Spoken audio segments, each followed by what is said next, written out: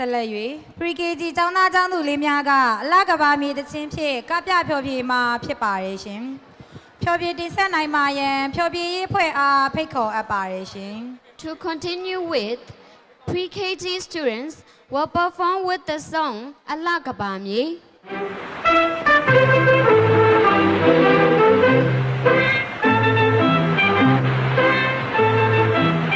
ဒီကဘာမြေပြင်ပေါ်သွားမဲ့သူငါများတို့ရဲ့အပန်းနဲ့သစ္စာကိုကွယ်ဖွေရှာမောကြတယ်တကယ်မမောပန်းစီရကိုကွယ်ပြောပြမယ်ကိုထားနေဝင်ချင်မှာကွယ်ရဲ့ပဲမှားရှိတယ်